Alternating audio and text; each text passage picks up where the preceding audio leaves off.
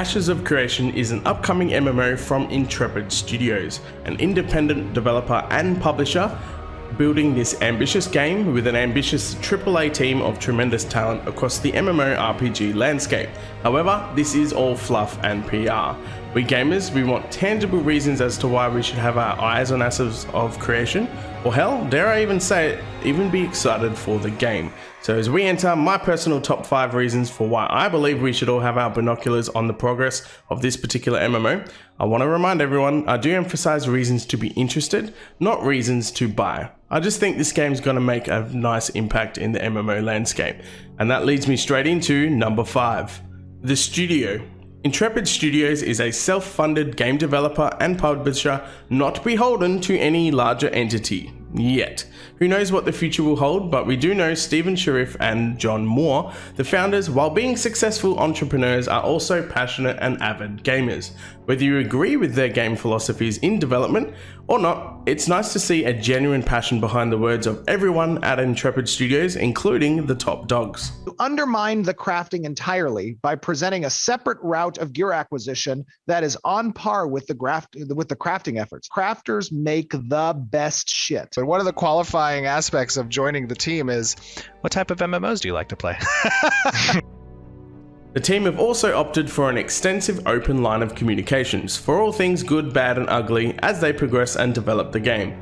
Compare this with some other companies that are as silent as Anne Frank with their big projects looming that leave a lot of us questioning motives, capability and more. I wonder who they could be. All right, let's watch it. One eternity later. The team have regular monthly streams in which they showcase their progress. This is well worth checking out, or catching up on through YouTube to whet your appetite to see if this game merits your attention. It's during these that you really truly get a sense for their enthusiasm and yearning for feedback, and it shows that they're just as keen to make a great game as we are to play one. Intrepid as a studio is honestly really poised to bring us something special with Ashes of Creation. Number 4, Unreal Engine 5. And why was 6 scared of 7? Because 7, 8, 9. Numbers are fun. Earlier in 2022, the decision was made to switch over from Unreal Engine 4 to Unreal Engine 5. This is a top-notch decision that creates fantastic fidelity and smoothness in gameplay, as well as providing honestly a stronger and firmer base for future content updates. Unreal Engine 5 will naturally help team push more and better content more frequently. This has also been the bedrock for showing off many fantastic features that are entirely new to the MMO space, or at least never fleshed out to this degree before. The youre 5 engine is integral in not only the breathtaking weather and seasonal effects we saw showcased on the screen, but it paves the path for many of the features to really come into their own, including the following. Number 3, the node system. This all harkens to delivering a dynamic open world experience that allows the world to feel alive and ever changing.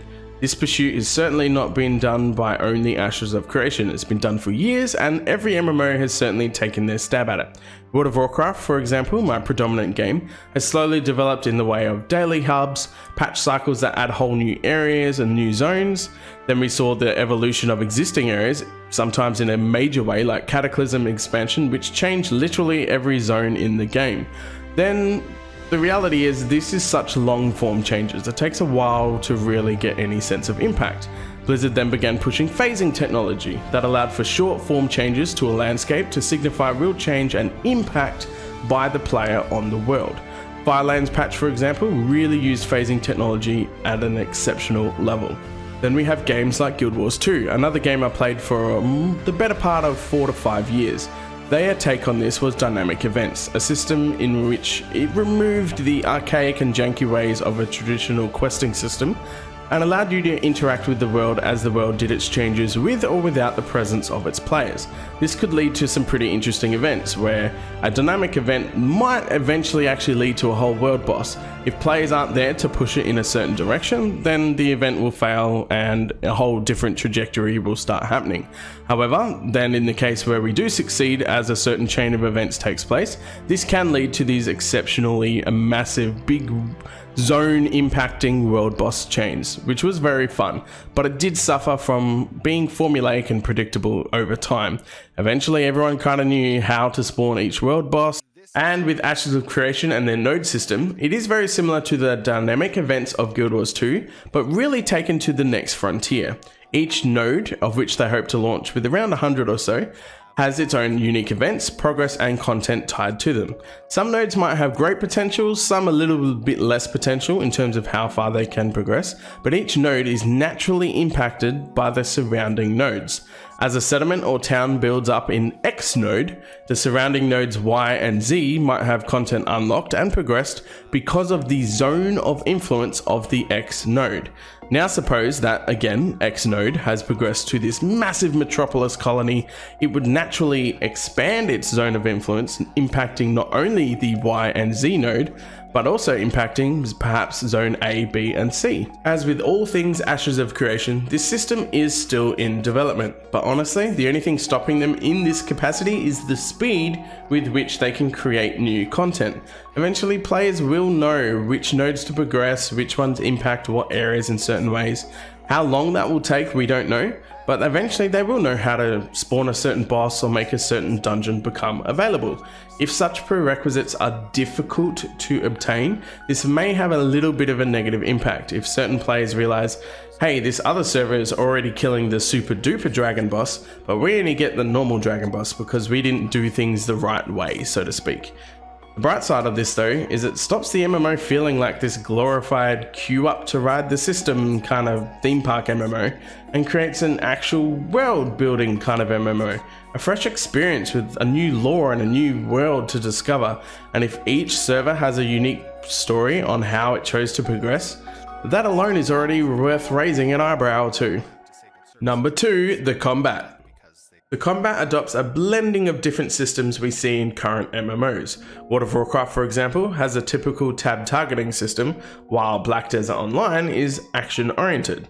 This is without a doubt, hands down, the most important facet of an MMO that Ashes of Creation needs to nail. It's what you do in the moment-to-moment gameplay, and we've seen the detriment a sloppy combat system can have on an MMO. Just take a look at Warhammer Online. Intrepid is taking the combat of Ashes into a more hybridized approach, and they really still want feedback. This is the most important part to me as well. They're actually actively encouraging feedback, good or bad, to make sure that this new trajectory of a hybridized approach is the right fit for the game and the right feel for us as players. The latest developer update stream really showcases how far they've come along from taking the feedback from Alpha 1 and evolving their combat throughout. It looks smooth and engaging to play, as well as visually stunning. This serves as just another cherry on top of the list of reasons you should be keeping tabs on Ashes of Creation. And coming in at number 1 is the character creator. That's right, number 1 for me is definitely the character creation. Aided by Unreal Engine 5, it gives Intrepid Studios a firm foundation for really driving a lot of nostalgia for an MMO. And it's an aspect of an MMO that has grown on me over the last couple of decades of playing them. They're a front-running genre for players to really feel attached to their character. It's not like a MOBA where your character changes every game. There isn't matches that only last a certain amount of time. It's a true persistent world, which naturally means there's a persistence to the character you create. An in-depth character creator enhances that attachment and drive we have for the character we make. Whether it's a reflection of who we are in real life, a mimic or an idealized version of what we wish we were, or just following the narrative of our own little story about a character we made up and the journey they go through. The character creation in Ashes of Creation is looking superb. Being able to detail every single inch of face of your character, build all the scars, drag and dropping them, position, resize, sliders everywhere, the finesse and devotion to detail that has gone into the tools to allow us as players to sculpt exactly our vision for how our characters, it's parallel to none. No MMO has done any character creation like this yet in the MMO space. Combine all these factors together and honestly I'm thoroughly looking forward to Ashes of Creation and its progression over the next, hopefully only 1.5 to 2 years, but we'll see how we go. And ultimately, if this is something you're very interested in as well, then the link will be down below for the website. Go check it out, find out more information, be a part of the forums, give feedback, which they've obviously been very encouraging towards, and hopefully share the video with anyone else that seems to be obviously on the fence about Ashes, or just needs more information about it, or it's something you're interested in showing them to hopefully garner some interest out of them as well. Show them a video, hopefully it helps in some capacity. Apart from that, thanks very much for watching, and like we mentioned earlier, a like and a subscribe does help out the channel massively. I would really appreciate it, and it doesn't cost you guys a thing, so literally 2 seconds of your time. That's not too much to ask, maybe. Peace.